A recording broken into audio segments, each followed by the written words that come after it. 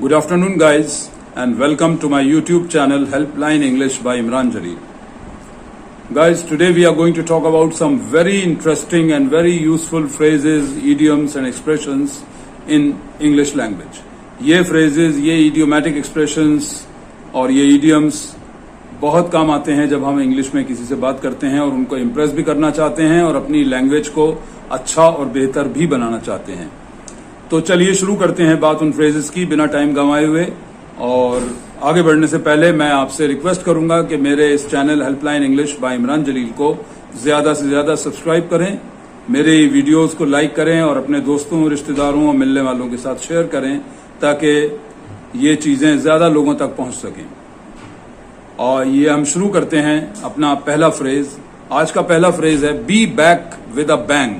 BANG, be back, BAC के back और be back with a bang, BANG, धमाके की आवाज। बी का यूज हो रहा है इसमें, इसका मतलब है कि हम इसमें इज, एम, आर या वॉज या वर का यूज करेंगे। Be back with a bang का मतलब होता है बड़ी जबरदस्त और धमाकेदार वापसी जिसमें आप बहुत सफल हों, बहुत कामयाब हों। फॉर एग्जाम्पल अमिताभ बच्चन जिन्होंने बॉलीवुड छोड़ दिया था 1990s में या उससे पहले, लेकिन फिर उन्होंने फिल्म बागबान जो सलमान खान के साथ काम किया था उसमें बड़ी धमाकेदार और जबरदस्त वापसी की थी। तो हम कहेंगे Amitabh Bachchan was back with a bang in 1992 या 91, जो भी साल था मुझे याद नहीं, लेकिन वो उस चीज के लिए यूज किया जा सकता है। आपने कोई फील्ड, कोई एक्टिविटी छोड़ दी, काफी टाइम तक छोड़े रखी, उसे त्याग दिया, उसे आपने बिल्कुल मतलब अलविदा कह दिया और उसके बाद दोबारा आप उसमें आ गए। जैसे कोई पॉलिटिक्स छोड़ दे और उसके बाद दोबारा आए और बड़ी कामयाबी के साथ, बड़े जबरदस्त तरीके से।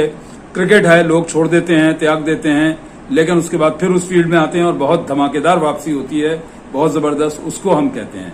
तो क्योंकि ये अमिताभ वाला सेंटेंस पास्ट में था तो he was back with a bang, be का फॉर्म वॉज यूज होगा पास्ट टेंस में। ठीक, अगले फ्रेज की तरफ बढ़ते हैं।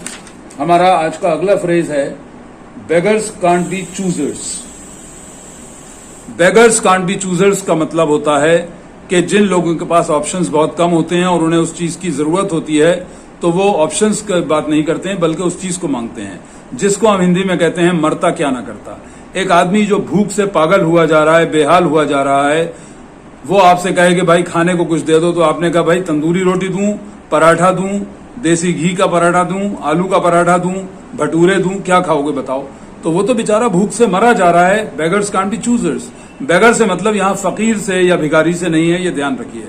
बेगर्स का मतलब वो जिनको उस चीज की जरूरत है, उन्हें वो चीज मिल जाए। अब उस चीज में आप तरह तरह के वेरिएंट्स के, ये मक्खन वाली रोटी दूं, मिस्सी रोटी दूं, तंदूरी रोटी दूं, या भटूरे दूं, या बेसन की रोटी दूं, या आलू का पराठा दूं, या गोभी का पराठा दूं, ये चॉइस उसको नहीं करना है। मरता क्या ना करता, वो तो बेचारा भूख से मर रहा था, तो उसे कुछ भी खाने को मिल जाए वो खा लेता।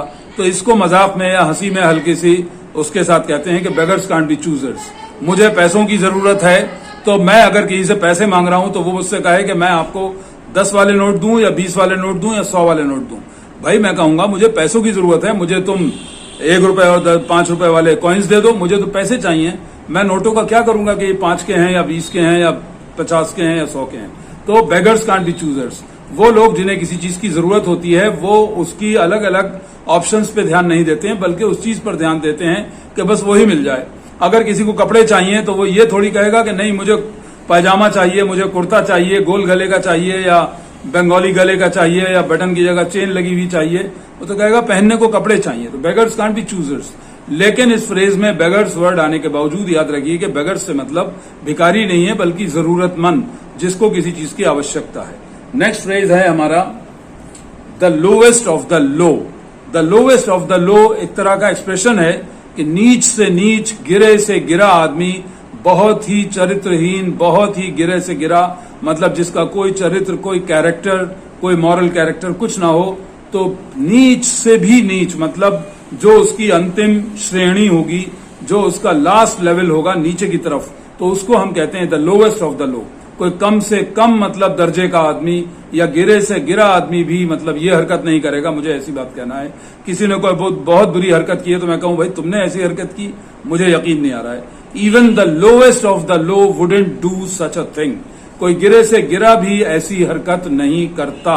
वुडंट डू का मतलब मैं इमेजिन कर रहा हूं कि नहीं करता। तुमने तो कर दी लेकिन और कोई नहीं करता, तो even the lowest of the low wouldn't do such a thing, कोई गिरे से गिरा आदमी भी ऐसी हरकत नहीं करता। ये था तीसरा फ्रेज। और उसके बाद आगे बढ़ते हैं चौथे फ्रेज की तरफ। वो है, फ्रेज क्या है बल्कि एक तरह का तरीका है इंग्लिश में बात करने का, what became of. Mind it, become नहीं है, बिकम्स नहीं है, बिकमिंग नहीं है, what became of, BECAME। What became of का मतलब होता है हम किसी से पूछ रहे हैं कि वो उसका क्या हुआ भाई, पिकनिक के प्रोग्राम का क्या हुआ, फिल्म चलने का था प्रोग्राम, वो क्या हुआ। What became of the film program या movie program, what became of our picnic program, what became of this या वॉट बिकेम ऑफ दैट। तो वॉट बिकेम ऑफ इसलिए कहा जाता है कि वो वक्त निकल जाने के बाद, जब वो वक्त बीत जाता है, तभी हम ये सवाल करते हैं कि भाई बड़े चर्चे थे, पार्टी का क्या हुआ, तुम पार्टी देने वाले थे, बस एक बार कह के रह गए, फिर तो उसके बाद ना पार्टी हुई ना कुछ हुआ। तो what became of that party, तो what became of that party, of के बाद वो चीज का नाम लेंगे जिसके बारे में आप पूछ रहे हैं कि भाई अब उसका कोई जिक्र विक्र नहीं हो रहा है, कोई उसकी बात नहीं कर रहा है, तो उसको याद दिलाने के लिए what became of. What became of the form that I gave you, उस फॉर्म का क्या हुआ जो मैंने आपको दिया था, भर दिया, किसी और को दे दिया, फेंक दिया, या आपने उसे जमा कर दिया, भरने के बाद सारे उसमें रिक्वायर्ड जो वो थे मतलब भरने के उसमें चीजें वो सब भर दी और उसके बाद दे दी। तो मैं पूछना चाह रहा हूं कि what became of that form, क्या हुआ उस फॉर्म का। तो बिकेम होगा, बिकम या बिकम्स या बिकमिंग नहीं होगा, ये ध्यान रखिए। अगला फ्रेज है वर्क वंडर्स। वर्क वंडर्स का मतलब कमाल कर देना, चमत्कार कर देना, जिसकी आपको उम्मीद नहीं थी कि ये ऐसा कर देगा। The medicine you gave me worked wonders, work का पास्ट टेंस हो गया वर्कड, ठीक, वर्कड वंडर्स, ईडी उसमें लग जाएगा, तो the medicine you gave me worked wonders. कोई भी चीज, योर ट्रिक वर्कड वंडर्स, तुम्हारी तरकीब ने तो कमाल कर दिया भाई, चमत्कार कर दिया। जो आदमी मेरे पैसे 6 महीने से नहीं दे रहा था, उसने 6 घंटे के अंदर अंदर मेरे सारे पैसे मुझे घर पे लाके दे दिए। योर ट्रिक वर्कड वंडर्स, कमाल कर दिया तुम्हारे ट्रिक ने, तुमने जो तरकीब बताई थी, जो आइडिया बताया था, उसने कमाल कर दिया। So that is how we use work wonders, ठीक। अगला फ्रेज है scare the shit out of somebody या scare the hell out of somebody. डर के मारे किसी की हवा खराब कर देना, फूंक सरका देना।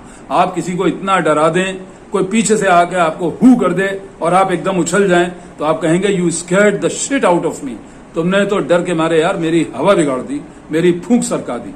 तो scare the shit out of somebody या scare the hell out of somebody, ठीक। अगला फ्रेज है show somebody the door. Show somebody the door का मतलब होता है किसी को बहुत बेइज्जत करके, बुरे तरीके से इंसल्ट करके कहीं बाहर का रास्ता दिखा देना कि चलिए भाई आप चलिए, जाइए, रास्ता नापिए अपना, हमारे पास आपके लिए टाइम नहीं। When he started misbehaving with me, I showed him the door.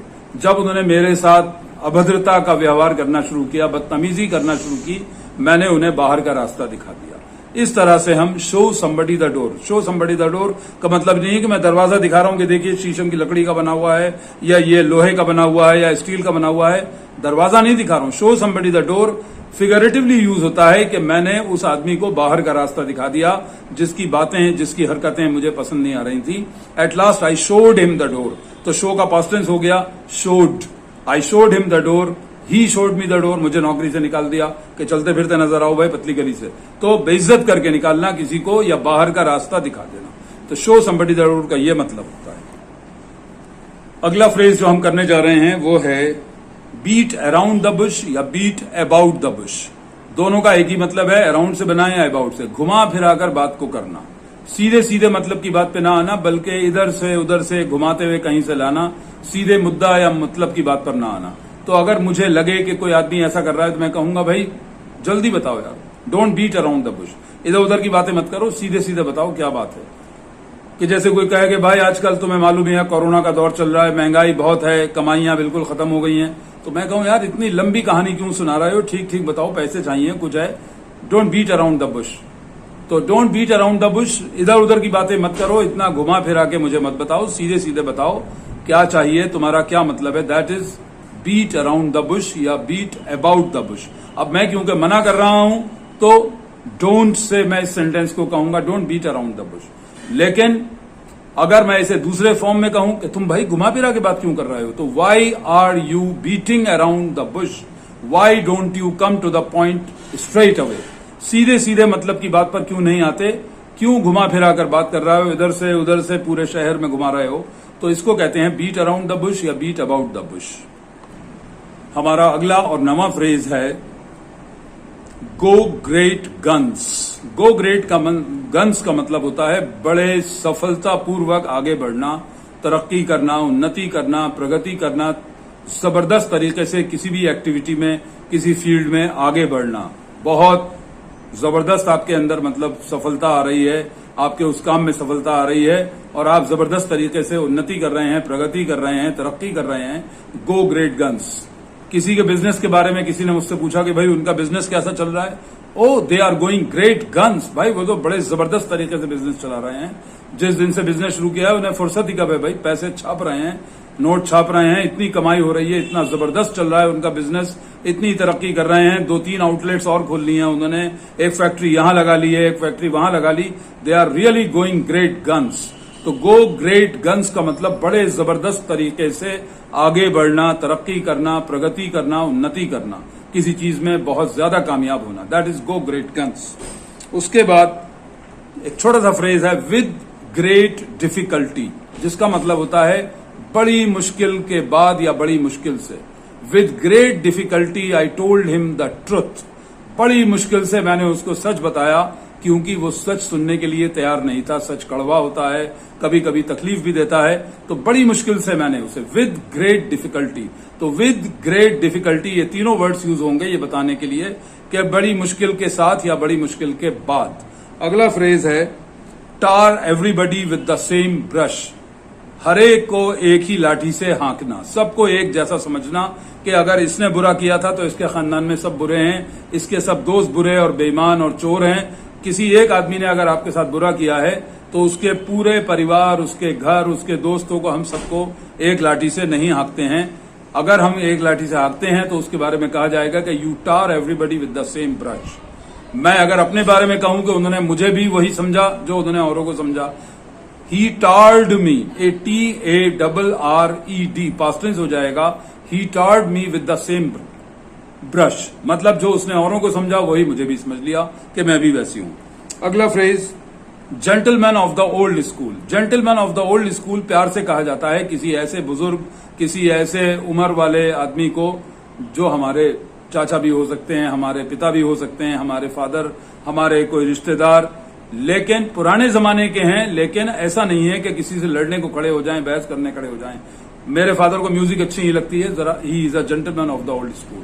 तो उनके सामने डीजे बजाना और उस पर लाउड म्यूजिक बहुत प्ले करना, तो वो जरा इस चीज को पसंद नहीं करेंगे। लेकिन ऐसा नहीं है कि वो घर में बंदूक लेके खड़े हो जाएं कि या तो आज डीजे बजेगा या मैं रहूंगा, या ये डीजे वाला रहेगा, मार दूंगा इसको जान से या अपनी जान दे दूंगा।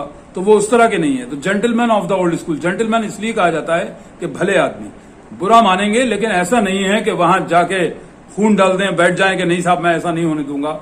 तो gentleman of the old school आप अपने फादर को भी कह सकते हैं, अपने घर के किसी बुजुर्ग, अपने चाचा मामा, किसी को भी कह सकते हैं gentleman of the old school. Old school से मतलब पुरानी परंपराओं या पुराने रीति रिवाजों में पले बढ़े या उनको मानने वाले, इसलिए कहा जाता है। अगला फ्रेज है हमारा number 13, a word to the wise is enough या sufficient. A word, WORD, a word to the wise is enough या sufficient, SUFFICIENT। A word to the wise is enough, या आप चाहें सफिशिएंट कह सकते हैं। अक्लमंद को इशारा काफी होता है। ये मजाक में कहा जाता है, जैसे मैं बहुत देर से किसी को समझा रहा हूं, उसकी समझ में नहीं आ रहा है, तो मैंने कहा भाई तुम जाओ, अक्लमंद को तो इशारा काफी होता है, तुम अक्लमंद होते तो तुम्हें समझ में आया था। तो ये बात भी उनके लिए इशारा ही होगा कि a word to the wise is enough, या अक्लमंद आदमी को तो भाई इशारा काफी होता है, जरा सी बात का होगा उसकी समझ में आ जाएगा। तुम्हें मैं 1 घंटे से समझा रहा हूं, तुम्हारी समझ में नहीं आ रहा है। तो a word to the wise is enough, और अगर इनफ न चाहें तो आप सफिशिएंट भी कह सकते हैं।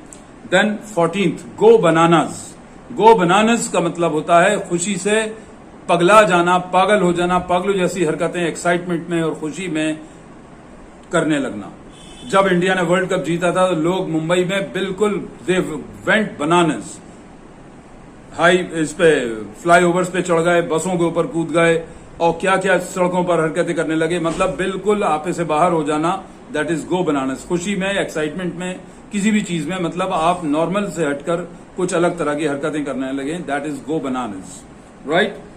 Then the phrase that is the last one today is raise hell, HELL। Raise hell का मतलब होता है तूफान खड़ा कर देना, पूरा घर सर पे उठा लेना। इतनी सी बात के लिए उसने पूरे घर को सर पे उठा लिया। ही रेज्ड हेल फॉर सच अ पेटी थिंग। पेटी का मतलब तुच्छ, मामूली सी, हकीर सी चीज, उसके लिए उसने पूरा घर सर पे उठा लिया, इतना बड़ा वावेला कर दिया, सबको चीखने लगा, चिल्लाने लगा। That is to raise hell. So I hope ये सारे फ्रेजेस आपको अच्छी तरह समझ में आ गए होंगे। इनको कैसे यूज करना है मैंने ये भी बताया है। इनको याद रखिए, अपनी वोकैबुलरी में शामिल करिए, अपने लिसनर्स को इम्प्रेस करिए, अच्छी इंग्लिश लिखिए और बोलिए। इन्हें लिखने में भी यूज किया जाता है, बोलने में भी। लेकिन मेरे channel helpline English by Imran Jaleel को जरूर सब्सक्राइब करिए और मेरी इस वीडियो को शेयर भी करिए और लाइक भी करिए। Thank you for watching and see you in my next video इंशाल्लाह। Thank you.